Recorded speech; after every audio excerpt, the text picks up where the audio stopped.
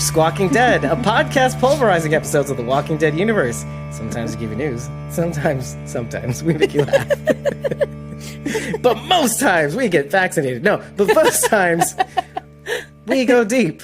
I'm really cutting that out. Sometimes we get political.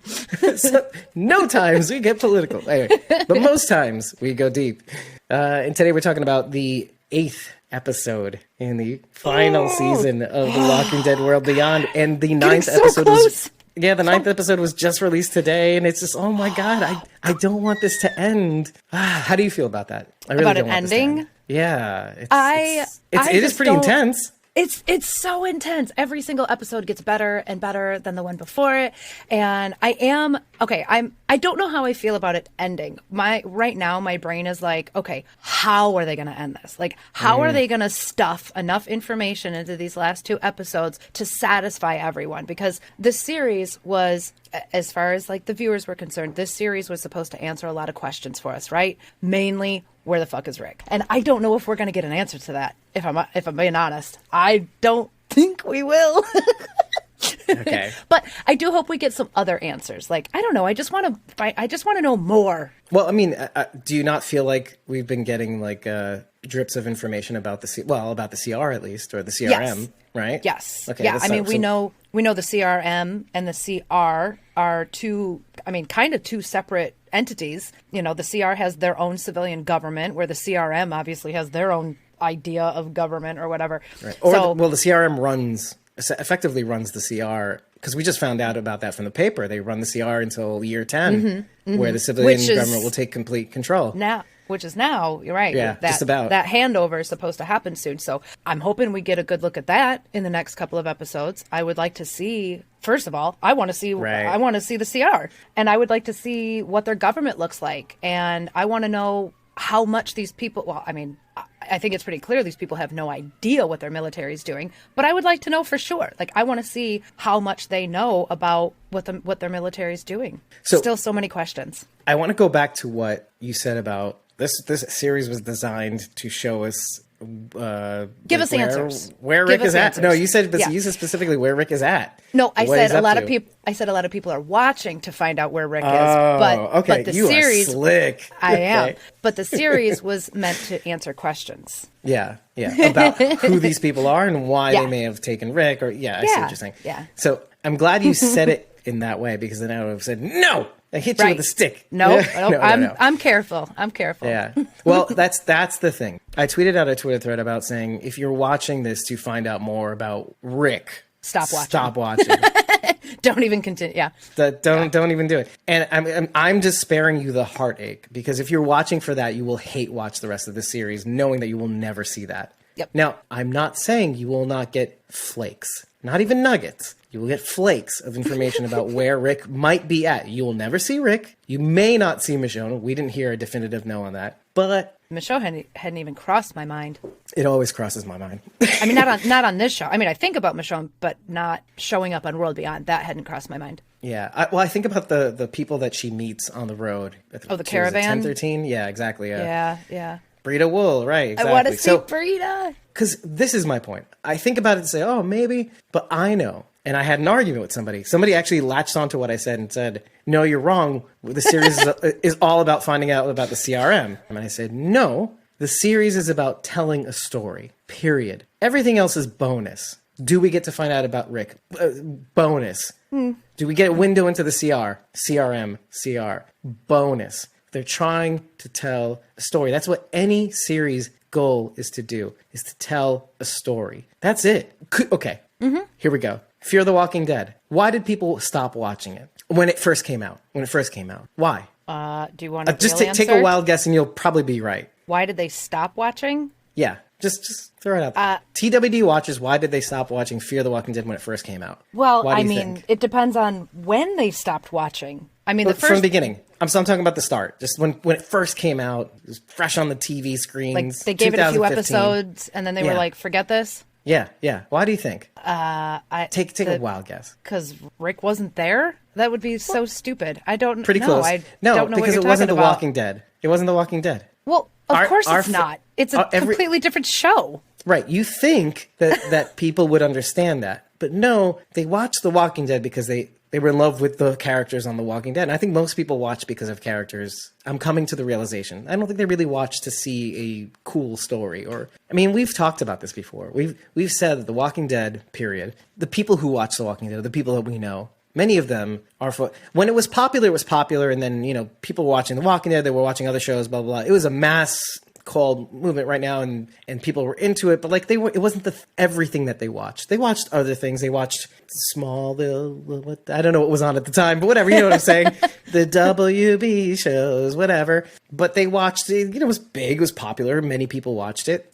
Throughout the years, you get to season 5, fans consolidated, Glenn died in at the end of season 6 into 7, and then many people fell off. What do you have left? You have people who have stuck with The Walking Dead from the beginning. You have the fanatics. So then what happens? You show in 2015, you show a show about Fear the Walking Dead, and, you know, consider that consolidation. The show started the original show started in 2010. 2015, Fear the Walking Dead comes out. You have a consolidated amount of people who are, you know, because it waned in popularity. Some people left after season 3, whatever. Okay. So then they're like, hey, Rick's not on this show. Fuck this show.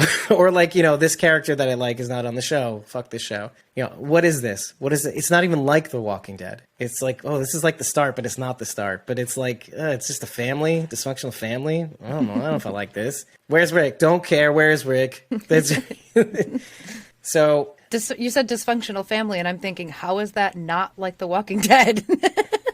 But there's an actual family. Or like, well, I guess like you're talking about like Lori and Rick and all that stuff. Well, you know, but here's the thing. Like, but it's not them. So this is not Lori, Rick, and Carl. It's not them. It's Did some other guy. people really think they would see Rick, Lori, and Carl on No, Fear? but I think they expected this show to touch on Easter eggs and nuggets that would connect them to the other show. They didn't expect that this would be a completely different series set in the same universe. Unrelated, no family relation to anything from The Walking Dead. It's in a different state. It's not in the South, it's in the West Coast. Not the best coast. We like the South, everybody. I don't know. I asked people why they didn't like Fear the Walking Dead. And I think most of the reason was like, oh, that's not The Walking Dead. That's literally what they roundabout way of saying, that's not The Walking Dead. Yes, I'm not interested. I only like The Walking Dead. Fuck that. Like, well, that's just sad. That's sad because I mean, I think I like Fear the Walking Dead because it's not exactly like The Walking Dead. I mean, it's different people taking different paths, different journeys, having different experiences, although still dealing with walkers, but like in a different way. And then we see the environment issue in season 5. And so I also went into Fear the Walking Dead knowing it was starting across the country. And I guess me personally, I didn't think that these people knew anyone from The Walking Dead. So I didn't expect to see any sort of crossover. Right, and I remember hearing from Erickson / Gimple / all the other people, like, oh, this is not going to be, we're telling a completely different story. There's not going to be any crossover. So, okay, cool. But I guess if people didn't know that and they went into it with a certain mindset, it would be disappointing, I guess. And I think most people do. They go in with that certain mindset. So, but to be fair to people like Jasmine, who thought, okay, well, I'll give it a chance. You know, she said, I didn't like the characters on that show. You know, I didn't really like what they were trying to do, essentially. But she did pick it up on season 4, rightly so, because I think that's what they were going for, is to start not uniting the universes, but to kind of make it feel like it's more a part of the greater Walking Dead universe. They maybe not completely cross over, although Morgan did. And maybe the shows will never fully cross over, ever. But, you know, at least some of the characters will. Oh, this is a legitimate part of the series. We're going to start inserting these extra characters in season 4. You know, extra Walking Dead-like characters, comic book characters, is essentially what it is. Because, I mean, look, the Clarks weren't comic book characters. They weren't. They were real to me. That's why I liked it. They're like, oh, this is different. This is different. I like different. When you ask most people if they like different, they'll go, no. Rachel, you're a picky eater, right? Say no more. You understand completely what I mean, right? Would you try? Do you like Indian food, Rachel? Yes. Oh, all right. Never mind. I thought it was an instant win because I just made some sort of pseudo Indian food right now. Rice, sauce, and meat. I'm there. Yeah. Well, so what would you describe something that you don't like that most people probably would? Vegetables. Just anything. Okay. Well, there you go. Yeah. So Fear the Walking Dead was vegetables. It's like, oh, it's getting in the way of the other things. These Clarks are getting in the way my steak? of my zombies, right? Like, Yeah. Right? Am I right? Yeah. Yeah. The zombies are cool, but get out of the way, Alicia. God. And I know you eventually liked Alicia, right? Like, it wasn't. Oh, I loved Alicia. Did you like her from the start, though? Yeah. Well, I did, but it's because I had already watched The 100, so I knew who Alicia Carey was. That's I a knew who cheat she. code. Yeah. Yeah. So I did. I was in love with Alicia right from the beginning because I love the actress. So yeah. Right. So I see, and Jasmine too. Yeah. Alexa. All right. I feel like we're going way out of our way, and we're not talking about the episode. Yeah. Well, Are I we mean, to be talking fair, about World Beyond. yeah. To be fair to the episode, though, it's one of those cut and dry episodes. There's not really too much to talk about necessarily. I will say, I mean, there's like one part in particular that I know that we'll spend a little bit of time on, but I say all of this to say, if you are watching for things that link you to other shows, as a matter of course, not like, oh, I hope they show us. No, if you are just watching it for the things, stop. That's not why you watch shows. You shouldn't have to watch shows. Like, and I say stop not because I hate you. It's because I love you. I love you too much to have you watch a show, trash it, because it doesn't give you the thing that you want it to give you. And like, we say this even about characters. Oh, fuck this show for like hurting Carol. No, guys, this is still a zombie apocalypse television. She is gonna get hurt. I mean, I don't want it to happen, but I go into expecting something might happen that might hurt her. And It's her feelings. realistic. Yeah. Right. So- Right. Don't you want them to tell you an authentic story from start to finish? I mean, we say things like, oh, Carol has plot armor, or Daryl has plot armor, and Morgan has plot armor. But sometimes I have to be reminded that is not true at all. Really, we say that because, oh, we have to think corporately, right? Oh, why would they get rid of this cash cow? Like, even John Dory, to a certain extent, like, people really, really liked him a lot. So, but you have to remember, I mean, just because people really, really like Carol, Daryl, Rick obviously left the show, and that was his choice, Andrew Lincoln's, but you could argue many people watched the show to watch Rick. And you could also argue that a lot of people this is true. Many people kind of casually watched The Walking Dead after Rick left. Not on time. Oh, I'll wait till the season ends. This is true even of our TW family. Mm-hmm. You have people in the TW family, and this is like the second year of us podcasting, going, yeah, I guess I'll watch it. You know, when Thanksgiving comes around, I'll just binge it, or Christmas vacation, I'll just binge the whole thing after the mid-season is done, right? But that's what they said to me when we were talking about it. That makes my stomach hurt just to think about like not watching an episode when it drops. Yeah, but that's us. You know, we love the thing. Just watch because you like the story. But if you don't like it, just read the recaps. That's all you want to know. And you or can watch even Walking get Dead. Well, and you know what? To your point, that Stephanie still watches us, even if we're covering. Stephanie Morris is watching us, even if we're covering The Walking Dead World Beyond, and she really just likes watching our take. Why we like it so much? She'll never Stephanie. watch it. It's all right. We explain it so well. It's like she's watching it. Yeah, I feel like and even though we don't like to recap, you know, we're not recappers. Just if you're watching for the recap, don't watch us, and don't watch anybody who recaps. Just watch the show, right? But like, if you want to know about Nuggets, read about the Nuggets, and then you'll have a plethora of people on YouTube who will just post the clip that you are looking for that references the thing. Guys, it's the internet. Type in the search and you'll get what you want. Okay? You don't have to watch the damn show. But just don't mind. And this is the crux of my argument. If you don't like it, don't trash it because you don't like it. Like, I mean, don't say it's a fucking dumb show. You know, like, there are people who genuinely do enjoy it, like us. You know, we really, really do enjoy watching this. And you're saying that you don't like it, but it's not that you don't like it. You don't like it because it's not giving you what you want. You have a pre-canned expectation. I think most people have a pre-canned expectation of what they should be getting. Like that one person I argued with. We should be getting more insight to the CR. Like, yeah, we're getting it. That's not why it exists. It exists because they wanted to tell an insular story, start to finish. Bookend to bookend, cover to cover, you know, whatever's in between. If you get nuggets that you like, great. Let's get Jasmine's take, because she actually spent some time on her iPhone to give us a take. Here we go. This is Jasmine's take number 1. Hey guys, I have pizza. Morgan's the best. Wrong show. Morgan's the best. Wrong show. Oops. I have pizza. Morgan's the best. I have pizza. What more do you want? Oops, wrong show. Okay, so let's get Jasmine's second take, and this will be a good springboard to get back into the episode. Apologies to all those of you who've been waiting for some of the exciting shit that happens in this fucking show that is going away soon.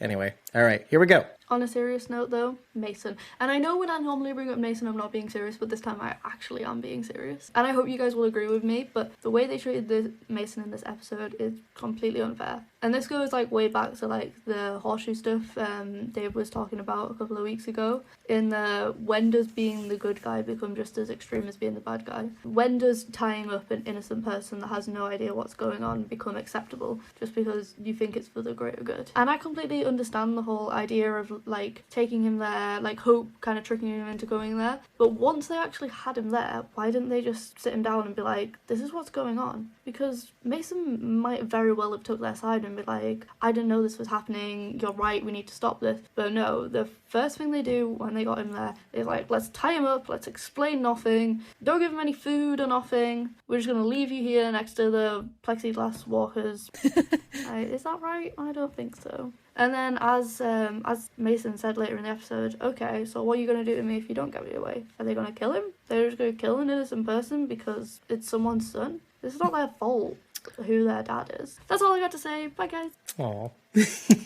I completely agree with what she's saying. It makes complete sense. I mean, our good guys are acting like bad guys right now. But I actually had a more to the question. point, like the bad guys. I'm really glad she brought this topic up because I had a question and I want you to clear it up for me. I'm going to try and explain this the best I can. Hope and Iris are in their little apartment. They're getting all their shit together. And then Huck radios in and she says, you got to go now. And so we see them fly out the door. They're getting away. And then all of a sudden, Hope stops. Like she has this idea, right? And she's like, I'll be right back, Iris. Go ahead. And then she goes off, right? Yes? Okay. And we eventually find out that she's going to get Mason. But when her and Mason show up at the room that they're in, it seemed like having Mason there was always part of the plan.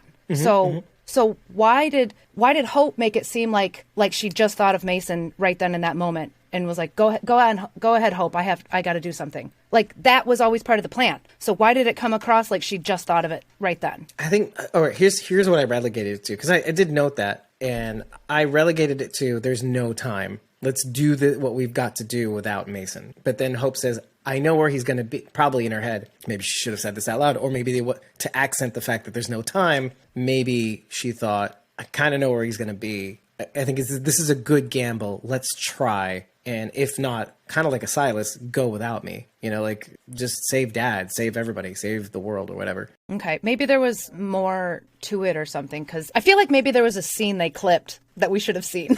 Maybe, you know, it's entirely possible. I do think that he was always going to be part of the plan, but now that the plan is accelerated, rather than, you know, they thought they had more time, I'm assuming. And so knowing why wouldn't Hope say to Iris, I'm going to go get Mason?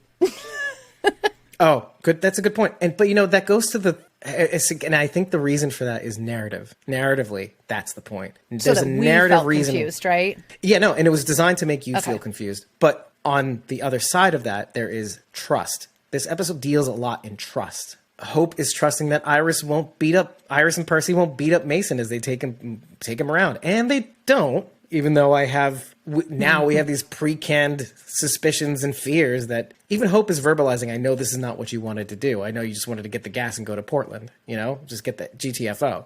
But why is that even saying that important? Because we as the audience know more than they do, like about how twisted Iris is and how screwed up. We got to see her kill that soldier firsthand. We got to see her continue on this rage rampage with Percy, having this pillow talk with him. So we know the extent of how far Iris is willing to go. And even Hope has a suspicion. Obviously, she has that conversation with her a couple episodes ago in Quatre Voix. So even in light of Hope and Iris's conversation a couple episodes ago, which is really just like a day ago, maybe more, she decides to trust her sister. I think they decide to trust each other, especially in light of the fact that they narrowly escaped CRM soldiers coming after them in the last episode. I think that really brought them a little bit closer together, more on the trusting par again. Like, okay, when it comes down to life and death, who am I going to count on but my sister? Iris in that moment decides to trust Hope that what she's about to do is, because you see her going, it's okay. She goes, Hope's like throwing the backpack at Iris. You know what to do with this. And Iris goes, and then lets her go. But same thing with Mason. Like Hope going, hey, be careful with him. Like Iris going, let Percy get it. I'm like, no. But like she's deciding in that moment moment, just like you trusted me earlier to get Mason, I'm trusting you to not hurt Mason. So there's a little bit of that going on. I say this because in this episode, we talk about trust between an active decision, and I'm going to lean on altruistic trust. Kubelik sees that Indira is suffering. She is dying. And because of, we find out a little bit more about Mr. Malik, Jennifer's father, Kubelik's husband, how he died, and it was because his kidneys were failing. And he was on saline dialysis. And so where's the Jasmine's tea on that? Oh, she went to sleep. So there is you see in her face. Acting does a lot in this moment. Kubelik, aka Elizabeth Ormond, sorry, damn it, Julia Ormond, you see her visibly feel compassion for both Indira and what her family will have to go through with her. Do you think that Kubelik is genuinely feeling the things for Indira? Yes. Oh, absolutely. I definitely saw like a human side to EK, and I'm like, oh, she does have a heart. And after the last episode, I definitely see how, you've mentioned a few times that maybe Kubelik's on the side of the angels, and I think this side of her kind of drives that more home, right? I mean, we're really seeing the human, compassionate side of her. If it's not genuine, she fooled me, because I definitely saw her being genuine towards Indira, and like you said, what her kids were going to have to go through if they did lose her, and it would be slow, and I mean, just agony, and her kids would have to be there watching it. It would be terrible. Yeah. So I did see compassion. This suddenly makes me think of like Ezekiel right now. Mm-hmm. He could be cured. I mean, in contrast, the treatment's right there. It's treatable. It is treatable. Mm-hmm. And yet he'd have to admit he lied in order to receive treatment, though. But yeah, isn't that a shame though, right? Mm-hmm. Is it worth it? Is it worth losing your life? And maybe even to just draw a parallel, like, Will coming up to her and going, I know what you think you're doing is selfish. You're trying to be there with your kids. And to draw maybe another parallel to Al from the episode we just talked about. I know you think you might be selfish for choosing to not get your brother's story and not find out more about the CRM.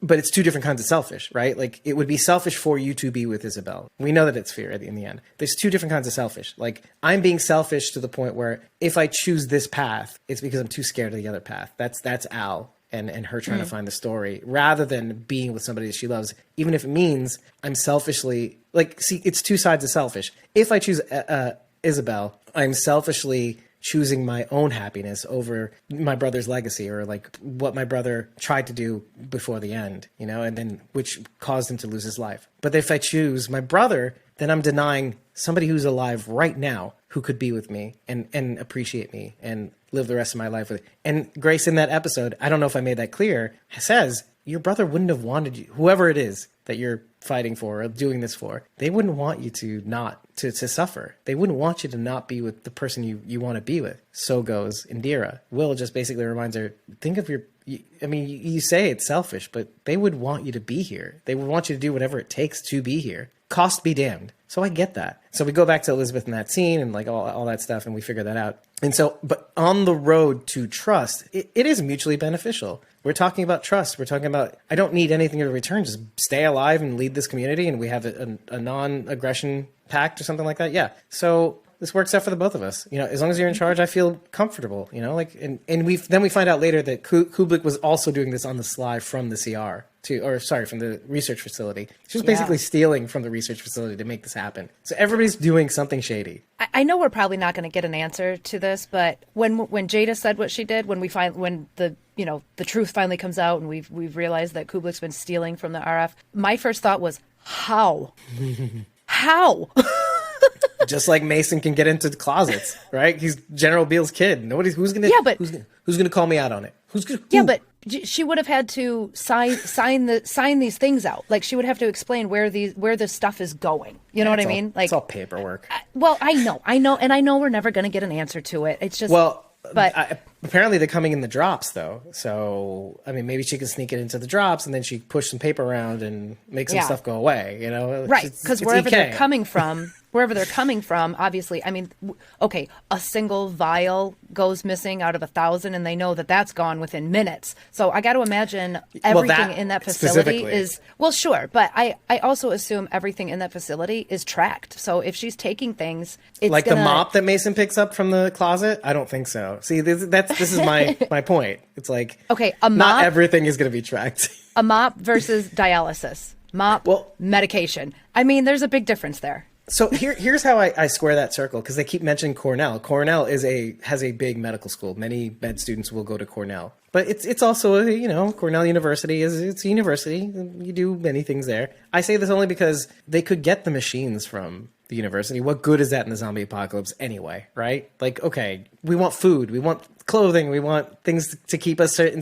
Dialysis machines, forget it, right? So she can get the machine from there. All they would need is the saline. That's it. Hook it up, done. So if they get the fresh saline from the CRRF, that's all that she'd have to account for. I mean, I'm just thinking out loud here. There's an easy way to explain that away. Yes, yeah, right. So Charity says also dialysis medical supplies not as tracked. Okay, yeah. Well, she's that's an assumption. yeah. So I'm assuming that she's getting the equipment not from the CRRF. The equipment she's getting from Cornell, the Cornell Way Station, Cornell University. So equipment came from someplace that it never even entered the research facility. So Right. there's nothing to sneak out. Okay, And I can buy that. Yeah, and even Morgan and Grace, remember when they went to the ball to get that, try to get that diagnostic on what's wrong with her? Sure. Hey, nobody touched that. Stuff's out there. Yeah. I Yeah, imagine. exactly. Right. Yeah. That's really literally why I based my thought on. I know. Yeah. I didn't mean to launch into a whole thing about stuff being tracked and everything like that. But I just when we found that I don't out, blame my you, first thought was this place has everything logged. Like I got to imagine. I mean, you sign out a cornflake for breakfast type of place. You know what I mean? That's what I'm like. That seems like that type of place. So Right. if she is stealing supplies, how? Right. Maybe it's just like in Superman 3 when Richard Pryor's character just takes off like half of a penny, and then off of everybody's accounts in the entire world. Yeah. And They then have, he like, finds $3 himself with million. millions of dollars. Yeah, exactly. Yeah. Right? Maybe that's how she's doing it. She's just amassing That was it up. Office Space. Also, yeah. Well, where did they get it from, right? Yeah. They got it from Superman 3. Yeah. So well, hey, Again, I know we're never going to get an answer. It was just something stupid that crept up into my brain, and now it's stuck there. That's Well, and just like, That's all. okay, well, here's a narrative reason why it works. Because just like Kublek, Jadis also has latitude. So clearly people at the top can actually make these kinds of deals without having to consult anybody. Because who's Kublek going to consult? Major Yeah, General and- Beale himself? Right. Right? He doesn't doesn't give care. a shit. He trusts her. No. And I like but what Sharondy's saying. She could have created a fake person to list the supplies under too. Yeah, or It'd be even say, easy for "Oh, her to it's me." make up a name. I don't know. Whatever. I need dialysis. Well, I just I like to be limber. It's for no reason other than that. I like to clean the pipes every once in a while. It's a thing I do. Oh my gosh. What does it matter? I'm securing an Yeah. asset. Nobody's going to question her loyalty. She was there from the beginning. It Oh yeah. sounds like. Agreed. Yeah. Agreed. I'm such a hard ass. I do my own dialysis. Charity says. And then we also talk about Dennis and Huck and how they trust each other, or Dennis and Jennifer, let's be accurate. And then even Silas seeing that between them, like going back and forth. Silas trusting Dennis as much as he could. But, and this is what I ultimately wanted to get to, was Dennis kind of calls Silas out. He says, like, why didn't you trust me? And he goes, yeah, you're one of them. Like, as much as he likes Dennis and as much as he thinks he's a good guy, he's still one of them, and I think this is what brings me all the way back to Mason. I think that's to Jasmine's question, like, they treat him so poorly. Like, why don't they give him a chance? And the reason is, as much as Hope actually, I think, likes Mason, I think she loves her family more. And Iris definitely doesn't give a shit. Percy definitely doesn't give a shit. And of course, they are acting like the bad guys. They're not seeing the other side as people. As a matter of course, Hope is in the middle. And Hope is choosing to say, well, I mean, maybe even Hope feels betrayed. Like, oh, why didn't you fucking tell me General Beale's son? Like, God, you don't trust me enough? And even Mason's like, I thought you knew already. But anyway. Yeah, I got that impression too. Like he was surprised she didn't already know. Like, Right. Don't you know who I am? Right, exactly. So, but to go to the point, I think she loves her family, and everybody has their limit, everybody has their line, and if it means the stakes are higher for him to know the things, then of course she's going to choose her family. If there's even a chance that he gets out and tells people what they're up to, of course she's going to tell her family. Like, because in telling him, they would have to tell him. I think they would have to tell him that they're planning on going to Portland. It just feels incomplete without telling them what their goal is. Or we're going to tell Portland, we're going to go to Portland, or we're going to go to the CR, or whatever it's going to be. They would have to tell him. So if Hope is not telling him something, it's because she loves her family more than she cares for Mason, as much as she probably does. So, but it's a matter of trust. It's like, maybe she doesn't even trust herself enough to be nice or kind, or to be more, you know what I mean? To be kinder. And to our point from last episode, there's quite the possibility that if you tell Mason the truth about his dad, he may double down and need proof. He may choose his dad over them. And then what? He's going to be a much more difficult cookie. I mean, I did see genuine shock from him when he saw the walker wearing the BO4 machine. I mean, he looked genuinely surprised. I mean, I got the impression that he really didn't know what was going on down there. This is a biocontainment facility. This is the belly of the beast. This is, I mean, this may even be, I could be wrong, but this may even be kind of where, well, no, I mean, no. The BO4s, okay, they know about the BO4s. I think he knows about the BO4s. I just think he was just scared. I don't think he's ever seen one up close, to be honest with you. I think he was shocked that they were in the facility. I think he knows about them outside the walls, but to see one of them in the building so close to where he lives, I think that was a shock. Right.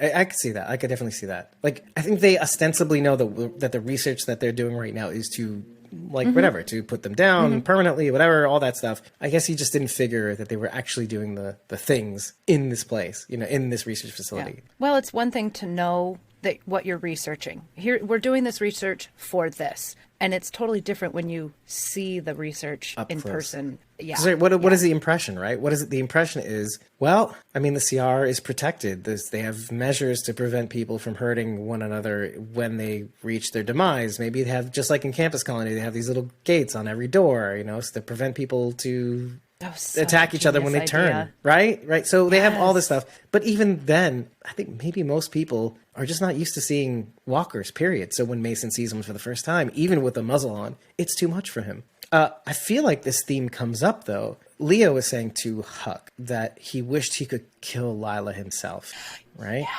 Yes. Now, this is going to relate to Mason's reaction. Me.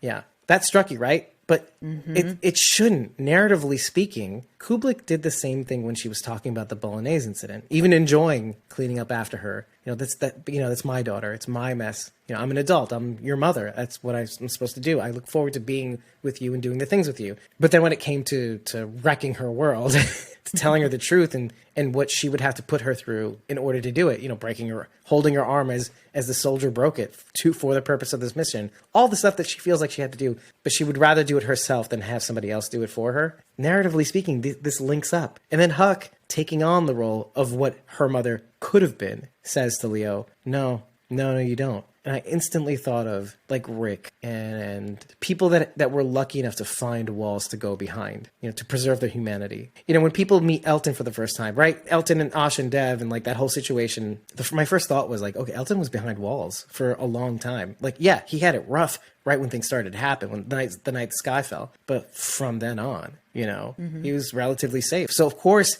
unlike Percy, he has this safety. He has more of his humanity, right? And so you can feel the divide between Huck and Leo in that instance.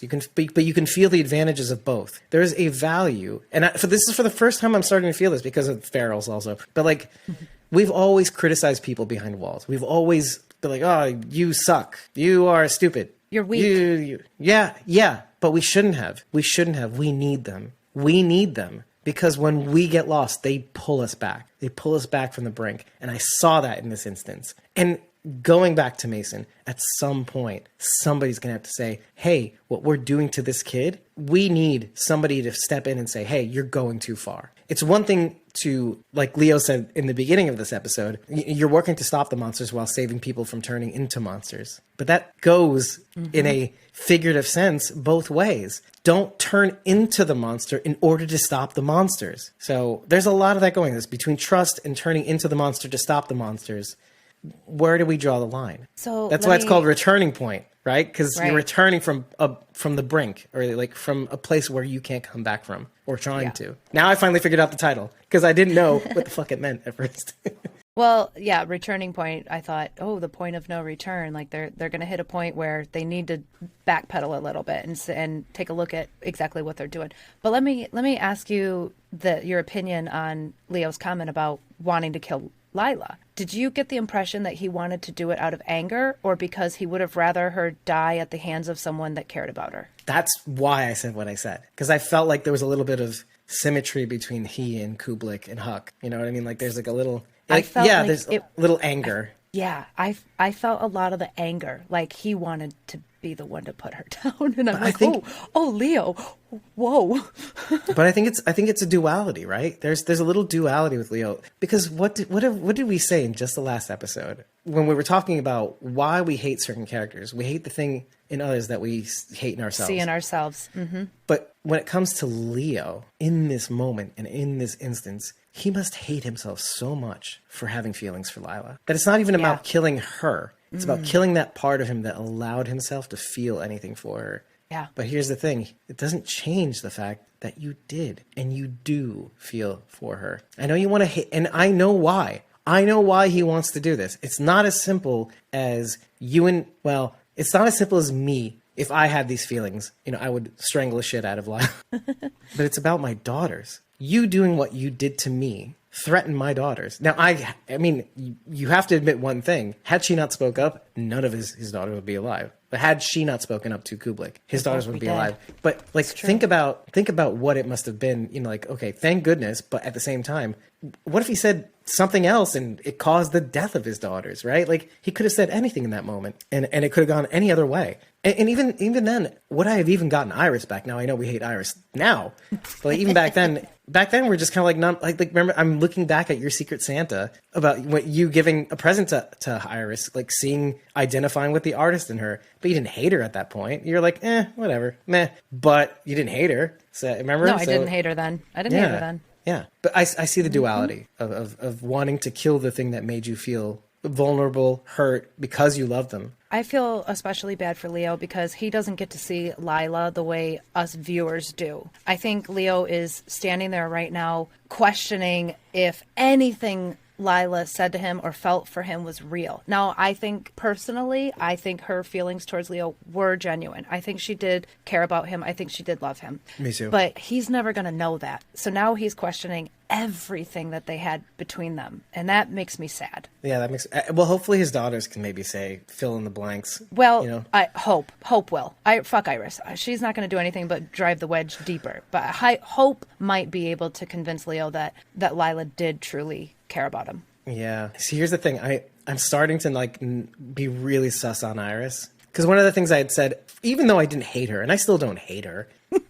Hate's a strong word, right? It is. But one of the things I said in that same breath was I do feel like she's revealing psychopathic tendencies, right? Like that she is, well, when we talked about being driven, quote unquote, she's driven. So maybe she's not a psychopath, but maybe she got the rage or vengeance blinders on, so she can't really see the forest for the trees. Like, if I go after this thing. Now, I say this and I have to recognize that there's also the intelligence factor. Okay, she could be working on a completely other, like most people when they get blinded by rage or anger or unipurposed, they don't really think about the consequences or this or that. I'm worried that she will get what she wants and nobody gets hurt, but it's still bad because she'll be doing a horrible thing to save her family and friends, but being the bad guy to do it and does it right.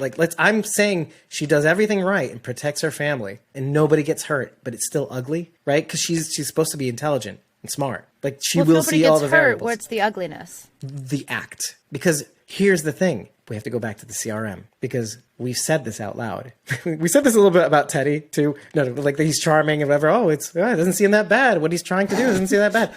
Okay, but specifically, but then we find that grooming Dakota. But then, but let's talk about the CRM. We have said that what they're trying to do before the genocide factor, or outside the genocide factor, it's not a bad thing. Maybe they are, and even Dennis says this. Now, this has surprised me. As much as Dennis is trying to help everybody out, he does say to Silas, you were taking me there to that place where I was just trying to be a good person. It's like, no, you were going nowhere. He still believes that the CR, at least, is the right way to go. And that's interesting, right? It was like, oh, that's okay. So even with everything that's going on, he's not, I'm not saying that he's a true believer. That's the thing. I still think he thinks the kernel, the intention and the kernel of what the CR is trying to do is still good. Let's root out the rot, like Jada said earlier, and maybe we can get back on track. So I found that very interesting. And like we were all saying, it's not entirely wrong. So wait. So then going back to Iris. Iris can't see that. And she just sees monsters that killed too many people. And she associates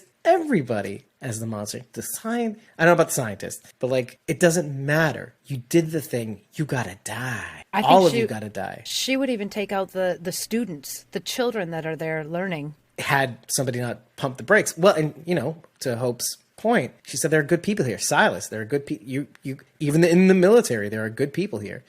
And to answer your question, I feel like we're going all over the place, but I feel like we need to do this in order to properly talk about this episode, because it is a constant stream of thought. But like, one of the things that you and Jasmine had said in the last episode was that, well, there's got to be some soldiers that question what happened, soldiers that were there. And Huck picks up, rightly so, that the empty that killed Lila looked like he was one of the soldiers that did question something, did question things.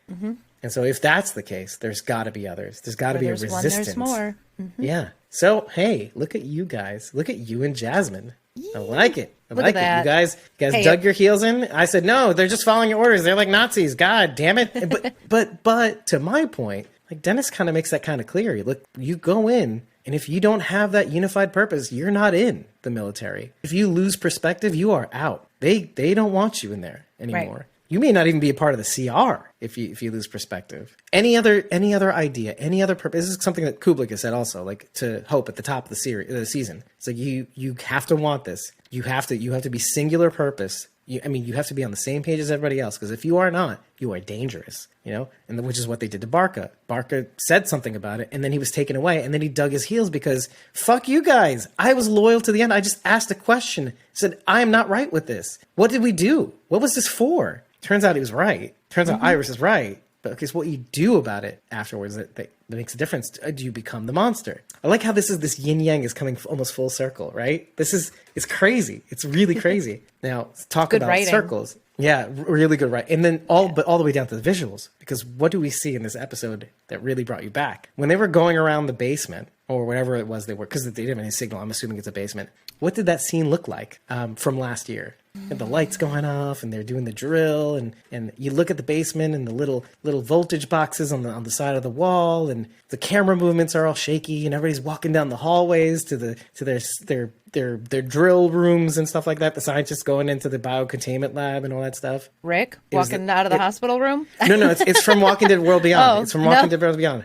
Nothing jumped out at me. I instantly thought of last year's episode 107. Now we're in 207, right? Or is it 208? It's 208, isn't it? 208, yeah. Shit. I thought it was, I thought I had a parallel going, because this is 107 was Truth or Dare. That was Huck's origin episode, right? The hallways are the same. In the Marine base, right? In Middleton, New York, it was all red and blacked out and everything. Okay. But it was the same setting. It was the same setting. Okay. It was just all bright and lit up and fluorescent and stuff like that. Okay. Yeah. Yeah, that's cool. No, Isn't that cool? I see it now. Yeah, that wasn't gonna. Yeah, that wouldn't have jumped out at me. I thought it was the same numbered episode. I was wrong. I was one episode off. But it's kind of cool that it kind of came full circle. Okay. Oh, shit's going. But what was the problem then? Right. What was the issue in Truth or Dare? Huck decided against their training, against all rules, to do the right thing. But what's happening here? Who is going to be the one to go against their family and do the right thing? Is it going to be Hope?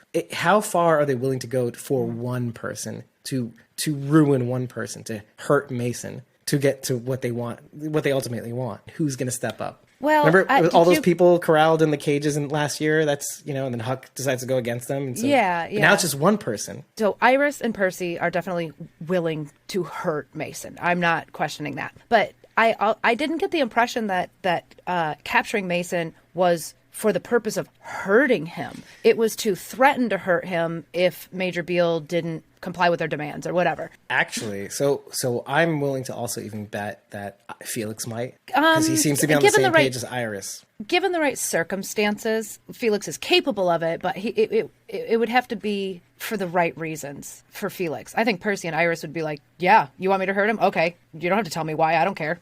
Well, and even poke. Leo saying like, I would have wanted to wring Lila's neck myself, right? That's Yeah. dangerous. And then he talks about choice with Felix as well. There's this interesting conversation that he has with Felix while they're trying to dig the tunnel, right? Yeah. So he says, I'm going to actually lay this out because it's a really good conversation because it comes back to the conversations that he had with Huck earlier in the season, saying, I wanted you to have a choice. I wanted to give you a wide berth to choose what you want to do because I didn't want to do that campus colony thing where you feel like you have to fight for the future. No. Do it. I'm just going to give you freedom of choice, and now you don't have a choice. And he even brings this up with Felix this time. He says, Felix goes out loud, he goes, good thing I told Will I wouldn't do anything reckless. And Lee goes, we didn't get a choice here. And then Felix says something so wise. He says, don't you think it's all a choice? Which is what Iris says to Lila. It's always a choice. It's always a choice. I like that. Okay, well, maybe it's one of the only things I like that he takes from Iris. So you chose to give me a life. I chose to make it count. So you chose to do something, and I could have done it, and I could have not done it. Maybe just like Huck, I would have been a fuck up. You don't know. You could Wait a only minute. do. Are you calling Huck a fuck up? Sorry, I meant Hope. Did I say Huck? I meant Hope. Hope's a fuck up? Yeah, well, until she went out into the wild, she was a fuck up, right? Getting in trouble, alcohol parties, distilling. Well, yeah. okay. All right. Yeah. All right. But I would call that a typical teenager, but yeah, I guess you could also call it. Well, a and then fuck. remember, Leo gave her a wide All berth, right. which is why I was never mad Yes. with her. I mean, she took her licks, but at the same time, didn't show Typical she hated her. teenager. Yeah, exactly. So, but with with Felix, I chose to make it count. But Leo knows the devotion that Felix has for him. Knows the fatherly devotion he has for Leo. I'm here for it. And Leo says, you already have. I'm proud of you, son. That's what he's saying. Oh, I know. You know that. I'm proud of you. I'm going to get you back to Will, and then you can finally live for yourself.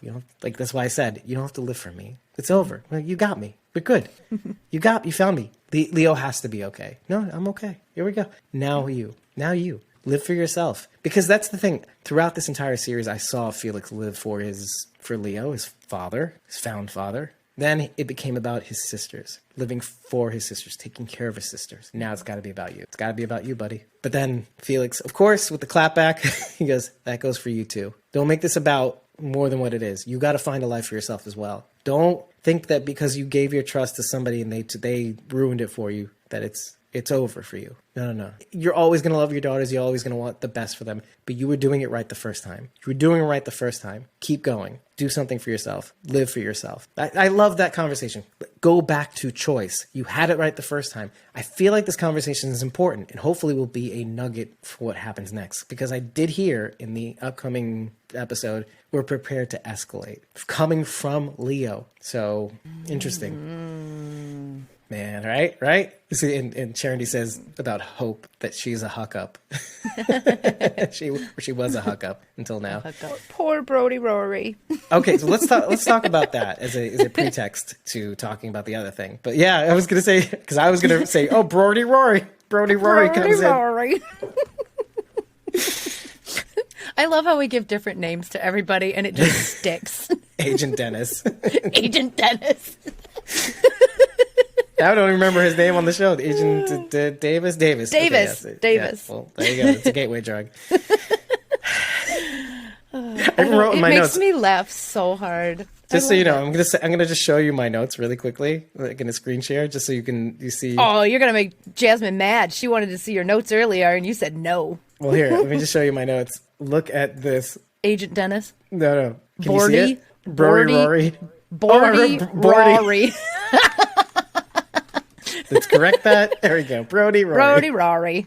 Just so you know how crazy you make me in my head. I love it. Yep. Dwight's asshole. That's another one. Yep. It's another one. Yep. Morgan sucks. What? No. Hey. Oh my gosh. And we know exactly who you're talking about. Dwight's asshole. Pinky, Walter Sabusky. What else? There's a ton of them. Anyway. Oh, you mean Raleigh's brother? Exactly. Raleigh's brother, Walter. Raleigh Walter. Sabusky. Walter Sobieski. Because he's on a sub. That's why he's Sobieski, guys. Sobieski. It's on the nose. Anyway, so Brody Rory comes to rat out the CR, to rat out the perimeter. The perimeter, yeah. That scene was so interesting to me. The more I thought about it, like what he did was interesting. Like, because it would have been one thing if he ratted out Dev and Will, but he did worse than what we initially thought he would do. Yeah, way worse. He ratted out the Bennetts, Indira, and then he ratted out Indira, and then he ratted out the entire colony for himself. What about talk about contrast, about selfishness, right? Indira selfishly preserving herself for her children while maintaining a community. No, Brody Rory does it in service of only himself, at the expense of everybody else, all the people he loves. But what is it for, right? What is it for? If you're willing to sell your entire soul to get into the walls of CR, it's so repugnant, but also on so many levels. Think about Huck and her training and what Dennis says earlier. Everybody has to have unified purpose. Can you imagine if one CR soldier, like kind of like what Kubluk was saying to Hope at the beginning of the season, one CR scientist, let's say, or CR scientist, going rogue with their intelligence, knowing what they know, and then blabbing just to save their own skin to get out of the CR, how it would endanger so many people. Like it's repugnant to Huck even on that level. But then now that it's the people that she loves and, this innocent community that she saved in Middletown, New York in Truth or Dare in the past, right? We're still going with that because they didn't say it out loud that she saved them from being killed from the Marines. Oh, yeah. right. So Yeah, that's what I'm right, going with. yeah. We're going with that. Okay. Yeah. So everybody hates Brody Rory. Everybody. And like even Jadis is like, yeah, he seemed like a weasel anyway. Just fuck this guy. He's a threat. But I love it. And like I said in my Fear the Walking Dead coverage, or what I said in our Fear the Walking Dead coverage was the one shot. I was wrong. I don't think it wasn't Mills that said one shot kill. It wasn't in this episode. It wasn't. Oh. It was Jadis in the next episode. In the upcoming episode, she says this one shot in the kill. Preview. Yeah, the preview for the next episode, 209. Yeah. Okay. That's why I thought it was in this episode. Yeah. So I was wrong. But why is that important? The one thing that does tie to the Fear the Walking Dead episode we just watched was the, not necessarily the reclamation team. She says something about the uniform. Basically, when you have a security problem like this, you eliminate all points of contact. Brody Rory, you eliminate Indira, anybody who's at contact with the perimeter, anybody and everybody. That's what the CR. Going back to what we know about the CR, if you see them, they're dead. You're dead. You're already dead. Yep. Yep. Yeah. We're in comfortable water again. I felt a certain way, I don't know, excited, or I thought it was pretty cool that we totally called out that Brody Rory was a rat. We just were wrong about when. Yeah. And yeah, not at all about Dev. Dev was just like they thought Dev had broken into the facility, maybe to help the Bennetts out somehow. They still never figured out that it was Huck. Yeah. And Rory still doesn't know that the CRM killed Dev because he was already gone at that point, right? He was gone by the time Will got back. Brody knows. No, Will got back in the beginning and told him right from the beginning that Dev was dead. But Brody, I thought, was already gone at that point. No, it was right afterwards. So he was there when Indira announced that they would be leaving and even stepping down. It was right after that scene. Oh, okay. You're right. I remember seeing his face. Yeah. And actually, to pinpoint exactly when, Robin comes back from the caravan that splits off at Cornell, like when they're on their way to Cornell, it goes, Brody Rory went to the CR. Like after that. So some of the people actually got out, it looks like. But Robin came back and then dies later. Poor Robin. Poor Robin. To alert Indira that, Brody Rory is going to screw us. Yeah. Well, that's even more shocking that Brody would, I don't know. Maybe it's not. It is pretty shocking, though. Think about it. Because he knows they killed Dev, and he's still going to try and rat out his friends and family. But he sold out everybody for himself. Asshole. The reason why I defend, and that's crazy, right? The reason why I was defending him initially was like, okay, to give him a little bit of credit. If it was me, I mean, I wouldn't rat out anybody. First of all, I'm not talking about that, but I'm talking about, if I'd found out about this and you were gaslighting me into thinking you were doing this altruistically, leading our community, I would be pretty upset too. And I would I would say no vote of no confidence also. Like, okay, Brody, you're right. Okay, you're found out, you pay the price, and then we move on. Handle it man. internally. Yeah, don't go Yeah. crying to the military. This is nothing personal. It's you did something that, you could have consulted us before you did it, but I don't blame Indira, right? I don't. Whatever. Would you do it? I wouldn't tell anybody. Fuck that. But, you get caught, you pay the price. Whatever that price is, you step down, somebody else takes over, maybe Brody, and takes care of the community. On the basis of that Brody would step in and take care of his community. But man, I did not think. I thought he was willing to do this for the sake of his people, not for the sake of himself. That is not what I didn't see that coming at all. Did you think of that scenario, like to save just himself, not rat out the entire community? Did not see that coming at all. I didn't either. I thought he would have, like you said, ratted out a few people and take them off the board so that he could swoop in and lead the community. Yeah, that's what we thought, but not destroy the entire community for himself to have a place in the CR essentially. And I don't think it was is that what he thought? Did he think he would get like they would ask him to move into the CR for Not for initially. disclosing this? What did he think his end game was? How did he think this was going to play out? I think he was just thinking that they could just give him amnesty. And then Jennifer Watson's is what happened. Sorry, that's funny to me that he thinks that they would do that. Well, of course, that's we know them better than he does, right? Because yes. I'm glad you said that. I'm glad you said that because he doesn't understand. He understands. I think maybe he understands too well, but he doesn't. He thinks he's immune from it because not like we understand though. I got them, and what if not the episode of Fear the Walking Dead tells us they don't honor promises. They look like reasonable people. They're not like us. When you think you are the last light of the world, what do you have to owe the primordial class of people? Like the people that are just going to die. I mean, think of all the test subjects that they farmed over the years. It's mostly people that have just been bit. Really, guys? Really? They're people.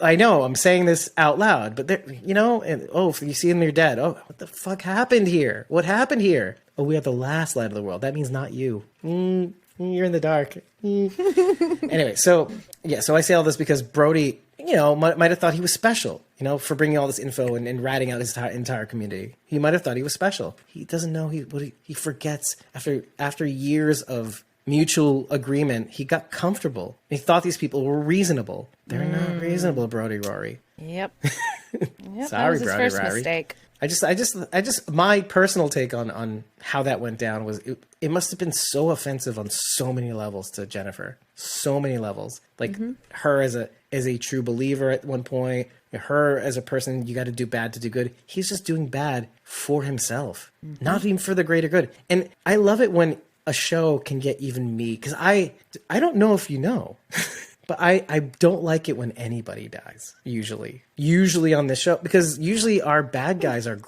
pretty gray, right? Most of our bad guys are pretty gray, most of them. Like in Negan, even the governor on a level at a point, and then it went beyond the point. We could come back from this, governor. And he goes, liar. And that's the point where I'm like, oh, kill his ass, right? But who other than that, right? Like in that moment, right? Because there's always a moment that it goes far beyond where I can reach, right? Even Iris Net right now, even Dakota, I couldn't quite get there. I really literally could still to this day could not get there. Like, I get it. I know where she's coming from. I do know where she's coming from. And even like at a point, Charity, sorry, I don't mean to bring this up, Charity. I don't mean to attack you, but she got the loneliness that Dakota must have felt all the way till the end, right? Because it was at the end that you realized At the end, yeah. how lonely she actually was. So I say all this just to say, it is, at least for me, it's very rare when you finally get to lean in and go, oh, please kill this person. Please kill this person. And Brody it was like, all the stops have been pulled. You let me be this horrible person. And I can say, oh, get his ass. Oh, get his ass. Yeah.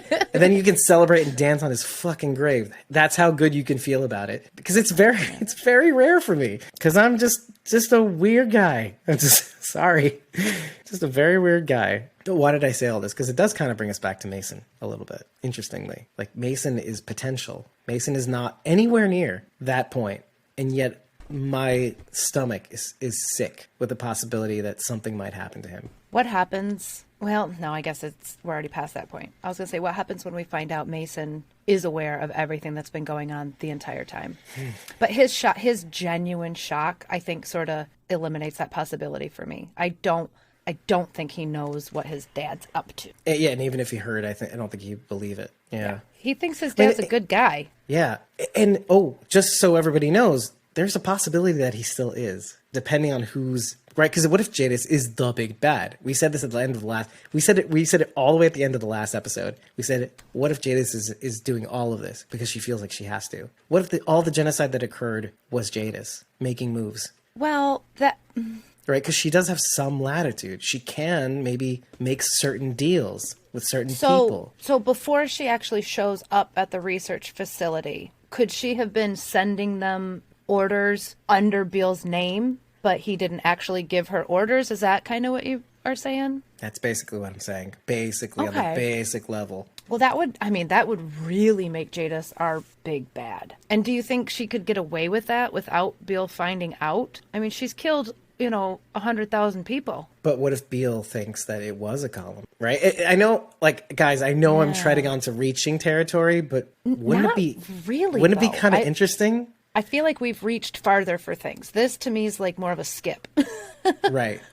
I could see that happening, right? Like she sends out an order saying it's from Major General Beale. Maybe she even has his signature somewhere and can stamp his name on papers. Who knows? And she's been briefed. She knows all about Project Votus, more than Huck does, at least. And definitely Kublek knows, right? And this is why I was saying Kublek has the evidence in her personal safe, right? With her personal items, with Malik's photo and her old passports and stuff like that. Why is it in there? Why there? My next question would be, to what end? If Jadis is behind all of this, why? What's her motive? That's a good question. And maybe she really has bought in, but maybe she thinks this is the way to. Maybe she feels like she has to do this to preserve the glory of the CR too. Maybe this is what she feels. She feels like she has to do the thing that nobody else will do. We talk a lot about. They're not pushing hard enough, so she's got to take the initiative type of thing. Yeah, or it's kind of like what Leo was saying earlier. Leo was saying it should be me. Like it should, and Huck is saying no. I am trained to be an executioner. Mm-hmm. This is what I was trying to say with the Walls statement, right? You need people like me. You need people like me with certain skills. I'm going to save you from the ugliness because you're going to save me when it comes to my humanity. But then maybe I don't know. Leo's talking about killing people with his own hands, so how right. That's scary territory too. But I think he gets it when Huck says it the way that she does. I think he gets it. Yeah. He goes, "You say that, yeah, but do you know what I've been through? Do you know what I had to do to even get to you? What people had to do to me?" But how many times in your life have you made an empty threat to kill somebody, right? Yeah. But to actually follow through with it, none of us But you were worried. You were worried about him a second ago. You worried.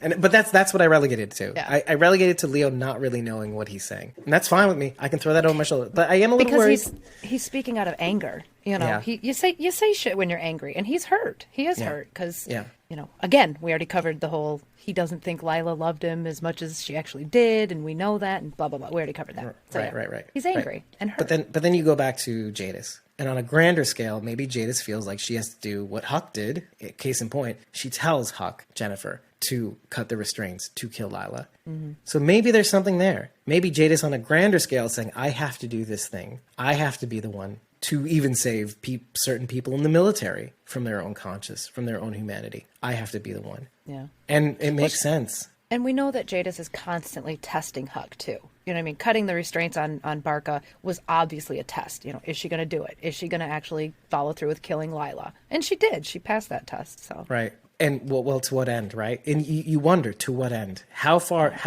And I keep thinking to myself, this makes sense. Because why would anybody in this world want to be alone? Why would Jadis want to be alone in this? She's still a human being. Mm-hmm. Does she really want to take this all on herself? Remember Tamiel? That was her main girl. Yeah. How she died at the hands of Simon. She might not want to, but feels like she has to, right? Just as a matter of being a human being, yeah. I have to share this with somebody, right?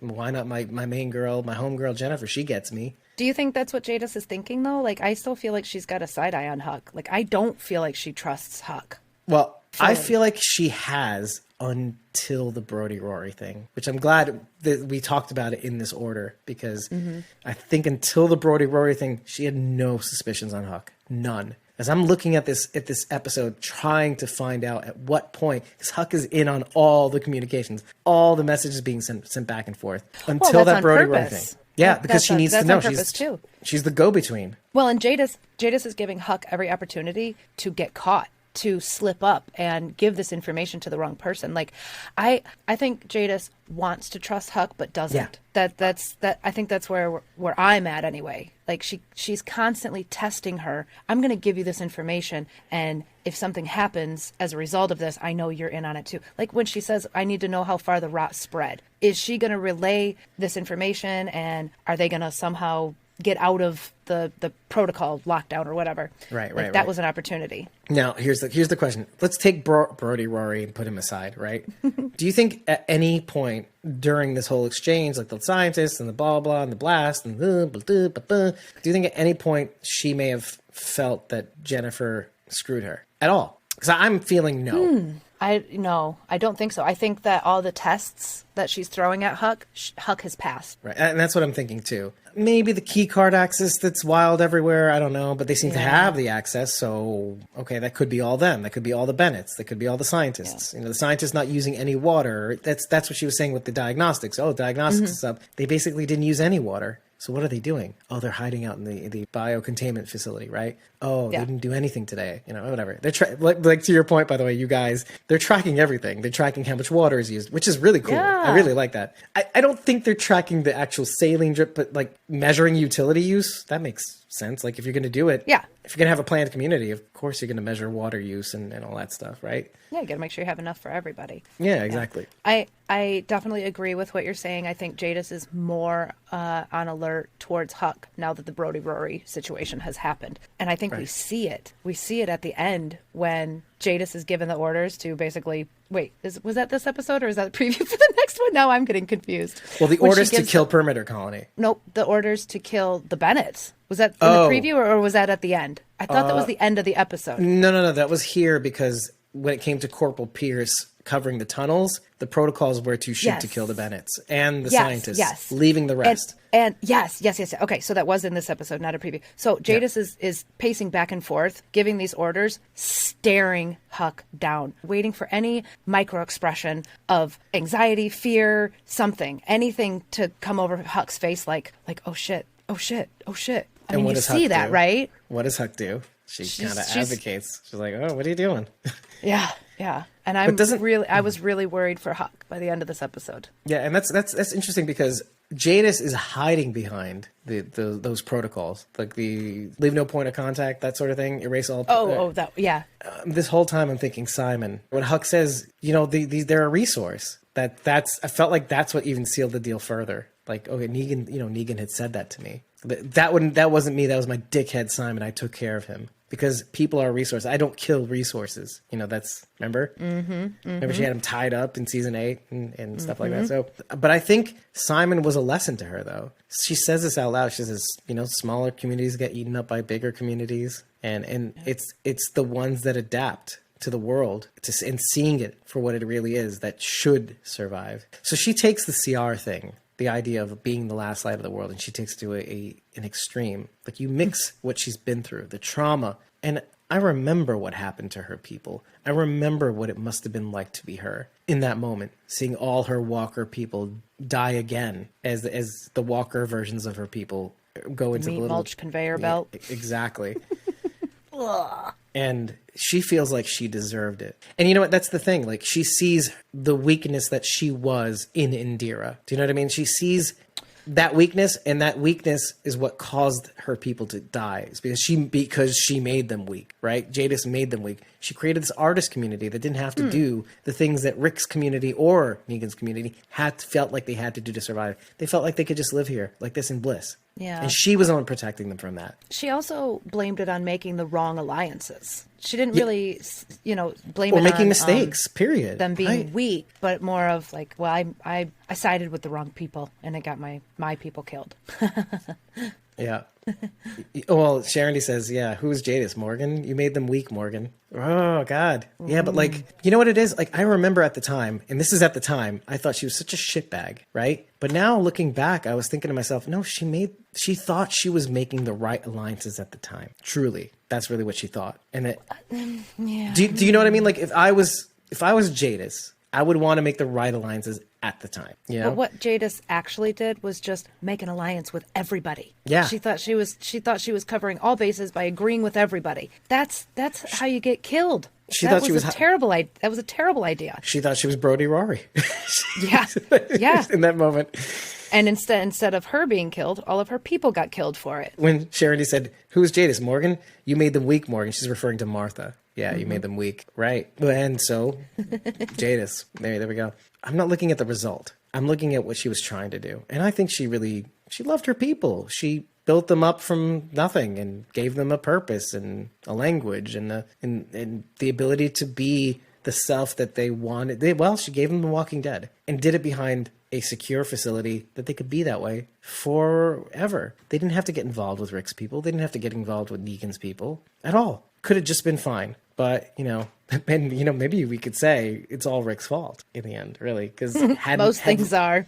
had Rick not really got himself involved, they could have lived the way they wanted to forever. But to her point, what she was trying to say is, they came and I had no choice. I couldn't unsee the knowledge that they knew about us. I couldn't unsee that there are communities that are threatening other communities. I couldn't unsee, and we weren't prepared. We didn't adapt. We deserved to be eliminated. Wow. Give it to World Beyond to compare, and this is weird. Would we have said the Junkyard was like Alexandria if you would have taken Alexandria to its natural conclusion? Meaning, even though they were bizarrely different, the Junkyard was what Alexandria was, had it continued to persist without Rick, right? Being ignorant to the outside world, in a sense, in some senses. Like, they didn't have to mix with the outside world. They were getting supplies from the CRM, by the way, just so you know. Do you remember that? Remember the can of pears with the CRM, the primordial CRM logo, right? Yep. That first time we saw that symbol, but didn't really see it until I pointed it out in Squawking Dead. Fuck you guys. I was the first one ever. You see the three circles? It must mean something, Carol. Okay, let's move on. That's literally the extent of it. Squawking Dead called the CRM logo first. Just saying. It's documented. You know what we have not gotten an answer to yet, though, is the swipe card. The PPP. Oh, the PPP? Yeah. Yeah, unfortunately. Yep. Well, maybe the PPP was just the primordial CRM logo. They didn't interlock. I'm kidding. Also, fuck Heath. Fuck Heath. I don't want to talk about him ever. I'm done. I can't. I spent so much mental energy thinking and talking about Heath in the first few seasons of Squawking Dead, or first few years of Squawking Dead. It's the same thing as... Okay. I spent so much time talking about that, and then I burnt. It's the same thing as what if this is Madison? What if that is Madison? I'm done. I can't even. Yeah, it's just funny now. Now it's if we bring it up every now and again, but then it's like beating a dead horse if we do too much. But Sharon said, if you listen to our chat with Alex Scooby, Eli is Madison. Not good. Not good enough. Not good enough, Alex. No. You're Mr. Johnny Come Lately because you finally got the thing. Fear the Walking Dead. What, you trying to piss me off, Alex? It's working. But Sharon said, I laughed. Guys, it's like the Brady Bunch. Portland. That's what the PPP is. Well, okay. So Portland's has its own alliance of the three: Portland, Maine, Portland, Texas, and Portland, Oregon. Oh my God, we solved it. But guys, what if that was it? Well, we were recording it, so we got proof right here. Yeah, this is the same thing as the CRM logo before we knew it was the CRM logo, by the way. It was like, you got proof of it. By the way, and Carol just called me crazy. I was just like, Carol, there's a symbol on top of the can of pears that she opens up when all her people die. Okay, there's a symbol there. It means something. It looks like a radioactive symbol. I don't know. And she goes, what? And I go, okay, let's move on. That's how it came about. I just want to bring up this one thing, the conversation that Dennis and Silas have on the way to Perimeter Colony and what happens on the road. Silas says Huck was following orders, basically what she had to do, right? Was she just following orders, quote unquote? And Dennis says on the inside, they make it clear what they're doing. You lose perspective, you lose yourself. A little Morgan flavor there. Mm-hmm. And then Silas claps back and goes, there's right and wrong, Dennis. So it was like a little Iris in there. Okay. All right. And Dennis just comes right back and says, no, there isn't. Not for a long time now. Even though we've heard Iris say this before, for some reason, it really struck me when Silas said it. Maybe it was because it was coming from somebody different or another kid. I'm going to call them kids. Another kid, per se. Sure. So, yes, it makes sense, right? that kids see these things in black and white. There's right and there's wrong. But an adult who's lived through some shit is going to see things a lot differently. They're going to see all the gray around it. And they're going to realize, no, guess what, little shit? You're not old enough to understand that things are not black and white. There's a whole lot of gray out here that you got to sift through. So sit down and shut up. But what did you realize when it was Silas saying it? It hit you a little differently, right? Well, I think it was just because it was another kid saying the same thing, and then it kind of clicked. I'm like, well, yeah, that it makes sense that kids would think this way. Oh, okay. To kind of explain away, but you did feel it. But you kind of explained it away. Oh, it's kids, but I felt it. Yeah. Why am I saying this? It goes back to what I was saying before about Leo and Hook's conversation. I would wring her neck myself. It's about right and wrong, right? And Hook says, Abby, I'm the executioner. Let me save you from this. But when it comes time, you save me from myself. My point is, as much as we want to dismiss the kids, kind of like Carl. I mean, The Walking Dead World Beyond is in some way an ode to Carl, to Rick's vision, to Carl's vision that Rick tried to make real. I mean, what if anything, the birth of this series came out of Rick's conversation with Daryl in that pit. Like, I know you want to make this world a better place to fulfill Carl's vision, but it's not working. The kids on World Beyond, they need those kids. They need that. They need that moral clarity. They need each other. Let's put it that way. They need each other. But let's not dismiss these kids. They're more capable than we think that they are, but you need all of them. We need and they're all thinking the same thing. There is right and wrong. Yeah, okay, I'm learning what the gray is in between, sure, but they need each other. You need both perspectives in order to win this world. You need the Carl and you need the Rick. You need the Daryl, but then you need the, Enid, right? You need the Enid, who's jaded, but still a kid. So there's still a part of her that wanted to believe, and Glenn helped her believe. You need both, to survive. You need both to make this happen. I like that because it didn't jive with you when Iris said it, but when somebody else did, you're like, okay, now I have to let what Iris said sink in. Right. Now I have to let what Iris said sink in as well. Now I have to go backwards and see, maybe Iris was right about this. Maybe she was right about that. Maybe she was doing it on principle as a matter of fact, as a kid, as doing this, but okay, it's necessary. Yeah, but when is it going too far? Iris isn't even listening to herself right now. Like, there's right and there's wrong. Well, sure. So where does kidnapping and tying up another kid fall into that category? Like, is that right or wrong? Or is it bad to do good? Because now you're doing the same thing that you say you hate. You're doing the thing that the CRM does that you hate. And the reason you want to take them down. You're doing the same thing, Iris. This was what Jasmine was referring to when it came to the horseshoe theory. Inevitably, when you're from one political side, let's say the left or the right, the more extreme people get, the more authoritarian they become. And then they meet each other on the other side, almost like a full circle, except they're both political extremes. They'll end up meeting each other on opposite sides, doing the same thing, being the same type of ugly for their own reason. Yeah, saying I'm right and you're wrong. Right, but almost being exactly the same, just coming from different places. Yeah, and creating the same fucking mess. Yeah, and so to Sharon D's point, she says, do the ends justify the means? Or the men's? I'm just kidding. The entire series is just a question to do the ends justify the means? Sort of. But it's also about, it's really, really about don't dismiss the kids. Like, as much as one wants to, don't dismiss the kids. They are important. Oh, everybody absolutely. has their job. I guess I didn't want to dismiss what Iris and Silas say. No, I do. But no, I don't. I don't want to dismiss what they're saying. Okay, hold on. Let me backtrack. It is about right, because you're saying the thing you do. Right. Well, right. No, it is about what's right and what's wrong. But the way you achieve those things can be different, right. And what gets you closer to the light too? Like, so when you look at Lila, that is a version of somebody who takes on the gray and tries to keep things grayer, because if not, well, she has to reckon with what she's done. I mean, kind of like Rick, right? Rick said, what was the Rick and Morgan when they had that conversation at the bar? I often refer to this because it just reminds you of the horror that you can commit to without your son, that guiding principle being there for you. And so in the absence of her child and husband, well, Lila became the monster that, trying to rid the world of monsters. That's, how far are you willing to go? Man, this series gives us so much. Right. Oh my goodness. So much more than we could ever get from the other shows. By the way, to that point, the other shows could touch on this here and there, but because we can get access to the CRM, to these levels of these concepts where like, oh, there is hope. Maybe there is hope. So what are we going to do to get there? How far are we willing to go? You can't do that on the other shows. There's too much scarcity.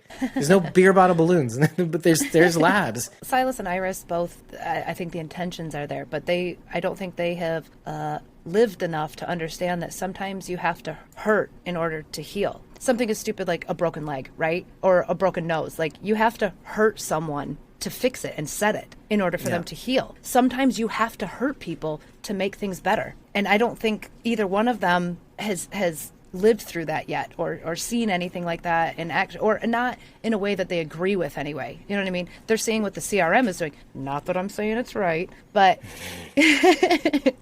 I'm not saying it's completely wrong either. Like, the genocide is wrong, obviously. But like, experimenting on people, we do that right now. That happens right now in real life. Yeah, we talked about it before the show. Exactly. In the pre-show. Exactly. Exactly. So this is a real life thing that happens in real life. If Iris were a real person in the world right now, would she be saying these same things? Probably. No. We know what she looks like in the absence of, when she was in Campus Colony, all she did was fight for the future. She to the point where she sacrificed what she really wanted to do to fight for the future. Also, it makes me wonder if she were the asset, if she would be so hurt about this with what they're doing, with the research. Would she be on board for the research facility and what they're doing? If the roles were reversed and she were the asset, they wanted her brain and her expertise and her knowledge on all of this stuff and not Hope. Right. Would she be on board with the genocide? I think a little, I mean, I would hope she's not on board with the genocide, but at least, the experimenting on people and what Lila's doing, you know what I mean? I think a little bit of Iris is hurt that they chose Hope over her. I'm not sure. Because again, Iris is giving us the kernel of why she wants to go after them. They are the bad guy. They are they deserve to pay for what they've done. She just talks about what she wants to do to them, but not enough about why. It's the principle of the matter is what I get. Is the impression I get from her. But that's not how people work. As much as we don't want to admit it, people operate out of emotion more than they do off of reason. The reason is the vehicle that operates your feelings, right? And sometimes when people have bad reasons, they're going to be driving jalopies, right? So their reasoning is faulty, but their emotions are the thing that opens the door, turns on the ignition, presses on the gas. So if you have a really good car, if you have a really good reason, you'll get places, right? But the emotion is the thing that starts it. People mostly think the opposite, that emotion is the vehicle. It's not. People are emotionally driven by default. We're emotionally driven creatures. What gets you from A to B is your reasoning, is your rationale, is you figuring out why you're so motivated or why you're so prompted to act or prompted to have an opinion. Understanding why you have that opinion and then being able to communicate that opinion. That's the car. That's the thing that brings you to the thing. So why do I say all of this? Is that I'm getting the reasoning. She's not even in the car. The car is a luxury vehicle, right? A luxury vehicle that is electric, solar powered even, but there's nobody in the car. Where's the emotion, Iris? Where I feel like there is an emotion, but where is it coming from? And where is it? I don't have it. So this is why I get so pissed off. Where is this coming from? This is why I feel like there's something that's missing here. I'm missing something very important here. And that's why we're mad. We're like, be emotional. React. Say the thing that's hurting you. What is it? What is it that's hurting you? That's why I'm pissed. Like, that's where I'm coming from. Like maybe Iris has a piece of information in her brain that she hasn't shared with us yet. Mostly that. That's just me guessing what it could be. Talk about it. She has seemed very robotic this season too. There's not a lot of emotion from her. It's just mission. I gotta kill. Yeah, there is. Kill. But it's driven. Right. It's driven. Let's just say driven. She's driven to do this thing out of principle. Like the car is there, but where is Iris? Where are you? It has to come from somewhere. Even Leo shows emotion. I wish I could have killed her myself. But there's reasons why he says that. Because she made me feel like I can love her or be in love or whatever. That's what you want to kill that part of you. That's why. But that has a emotional reason. We don't have it from Lila. I feel like every episode, I feel like I'm closer to understanding why I don't like her. Like, why don't I like her? I want to know why. It's not as simple as acting. It's not. There's something narrative written here. That's something that we're not seeing, that we're not allowed to see. The one is like to Negretti's point when in the after the episode exclusive at AMC Plus, he says, up until this point, the audience knows more than the people on the show. But in this episode, it seems like the people in the show know more than the audience for the first time, which is why I thought this episode is so special. It's because it's about time we know less than the characters. But she is the one enigma that we've never understood. Well, at least in this season. Yeah. We just don't quite understand why she's so driven. We the principle, I get it. Killing all those people, I get it. But there's all the righteousness, but none of the emotion. There's none of the emotional impact. What did they take from you? What was it personally that they took from you that keeps you driven? And it makes me mad, but it makes me also like, I want to shake her. I want to be like, what happened? What happened? Are you going to tell me? Do you think she has a little survivor's guilt? Okay, that sounds good. Oh, maybe. Maybe the surprise is going to be that she was with her mom, right? Well, who was she? Oh, no, she was with her dad. She was with Leo the night the sky fell. Skyfell. You know where I was going to go with this. Okay, yeah. So well, so maybe then she feels responsible on her own end about, because I keep thinking about Carrie Bennett, right? That's her name, Carrie? Yeah. Ever since you schooled me, now I remember her name. I want it to go back to her. I feel like it needs to go back to her. Whatever the reasoning for Iris has to go back to Carrie. Well, along with the survivor's guilt, it might be sinking in for Iris that she was supposed to be there. Like they chose Hope as the asset. So Iris, in her mind, is going, I should be dead. I should have been there. Oh, right. Yeah. There's no reason for me to be alive. They only wanted Hope. Well, any of us, Felix or whatever. Right. But maybe she can't. Maybe it's the one thing she can't verbalize. Doesn't that feel a little bit more satisfying than, oh, she's just jealous? I'm like, oh, there's a part of it. But that's not satisfying to me. Yeah. No. Just the jealousy, I didn't feel right, but I still would throw it in with other emotions. I do still think she's a little hurt that she wasn't chosen as the asset. The only way that makes sense to me, at least that specific piece of a greater whole, probably, like you're saying, you nestle it within the context of, it's not just that they chose her over me, or they chose her and then I would have been dead. It's just that I devoted so much time to doing exactly what my dad did. I wanted to be so much like my father. And I was doing well, and I was getting good grades and stuff like that. I sidelined my art, the thing that I wanted to do, in order to help the other. And this is what I get. Yeah. You took that away from me. I worked so hard. You took that away from me. And then now, and I wish she could verbalize this, but think about all the mantras that Elton, even while they're doing karate, who is the master of our fate? Remember that whole saying that he said? Mm-hmm. This is the critique that we had from the start, or even before the start of the series. Oh, it's all about the future for these kids. There's no present. Mm-hmm. We were taught to do all of this for the future, even though we get, in retrospect, we understand, campus is relatively free. Really relatively free to do what they wanted to do for the future. We took it for granted. And so going back to that, imagine all the other daughters and sons that felt like they had to be like Iris. And I wish she could verbalize that and say, I'm doing this not just for me, what I felt like I had to do for the future, but for all those other people in my class and who I grew up with that felt like they had to sideline the thing that they wanted to do for the future. We were given an option to fight for the future, and we chose it. We weren't mandated it. But right? Yeah. I wish she could verbalize that, because that fits in perfectly with our pre-show. I mean, I'm just going to say that I'm not bringing it back to that, but I am bringing it back to something that's so innately human. Not the whole, when somebody forces me to do something, I don't want to do it. I think we've all seen somebody receive an ultimatum from a partner, right? Sure. Like you've heard of this concept before. Of course. Doesn't it feel better when it just comes? Like when somebody does something great, it comes from them without having to ask, without having to practically coerce them into doing the thing. Mm-hmm. They want to be here. They should want to be here. Hope, you should want to be part of the CR. Otherwise, this doesn't work. Dennis, you were going nowhere. You need to know that this is the way. Like, you may not like it, and maybe we have to fix some things. This is an adult perspective. And only an adult thinks this way. You may have to fix some things. Nothing's going to be perfect. But wouldn't it be great if you chose this life? Wouldn't it be great if you weren't coerced into this life? Then we could get somewhere. Then maybe we can choose the right thing. And Iris did. And they took that all away from her, from everybody at Campus Colony. If you could write that, I'm in. I'm 100% behind Iris. If you can make me feel that, I should be Iris. Why don't you just recast Iris as me, as a 42-year-old man? Yeah, you're gonna make out with Ted Sutherland? How old is Ted Sutherland? You will. He's in his 20s, right? All right, so it's kosher. Okay, yeah, of course. Are you kidding me? Right, will we all? Holy shit, he's a cutie. He does have a baby face. Now, here's the thing. Would you watch that?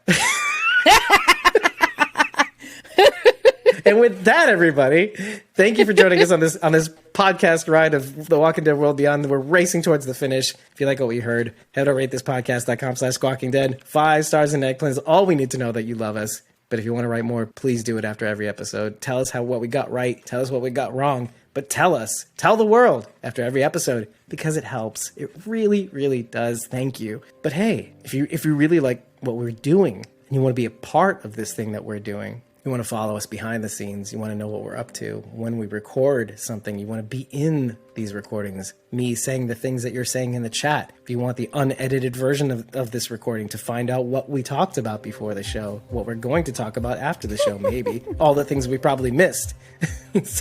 Because I decided to end the show right now rather than say, hey, did we get everything? No, I guess we're done.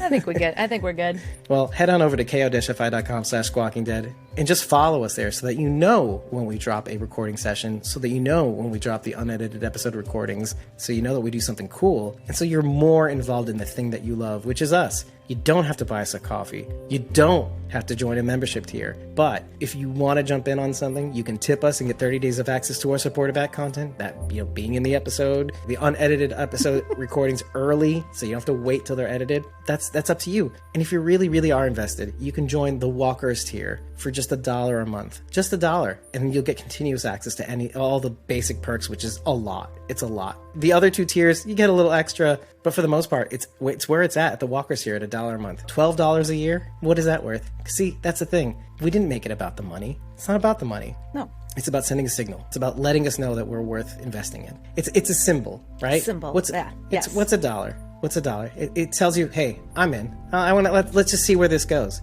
If you want to give more, feel free. You'll get more access. You'll get better access at $7 a month. You'll get the Whispers tier memberships. They get credits at the end, which you're probably seeing right now. They get the ability to get 50% off at the merch store. That's great. You don't have to get that. Those people, they're a little bit more invested. They get to be on the Twitch streams when we play Jackbox games again, finally. And the Survivors tier, well, you don't have to join that tier. That's a very limited tier, and that's the ability to join these episode breakdowns. That's a big deal. There's only two spots left. Only 2 spots left in that tier. Or you don't have to get us anything. Just follow us so you know what's going on behind the scenes. You may not be able to see everything. I'm singing a lot this episode. It's because we did two today. We did 2 episode breakdowns today. Anyway. Dave's a little loopy. Oh, yeah, I am a little loopy. I've been your host, David Cameo. I was joined by Cosmoms here and I, Rachel Burt, and Sharon D in the chat, as well as Jasmine at the beginning, without the Jasmine's tea that we're used to on The Walking Dead World Beyond. Thank you so much for being... tea. Yeah, she gave us a tiny bit, but it was little pre-show. bit of tea. It's pre-show. Oh, I meant Morgan, but yeah, a little bit of tea. Well, that's a different kind of tea. That's not the medical tea that we're used to. Right. Just a sip. Yeah. Just a sip of tea. Anyway, yeah. So take care, everybody. We'll see you in the next one. The penultimate episode of the final season of the limited series of The Walking Dead World Beyond. Right? It's a little C-Ed, right? It's a little C-Ed. It is. I'm trying not to think about it too much. I don't like the endings of most things. Like, it's just... Hey, everybody, we'll all be here at the therapy circle next week. Take care, everybody. We'll see you in the next one. And if you get this before Thanksgiving, or maybe the day of, happy Thanksgiving, American Thanksgiving. Take care, everybody. Bye. My favorite holiday. Eddie's 24, by the way.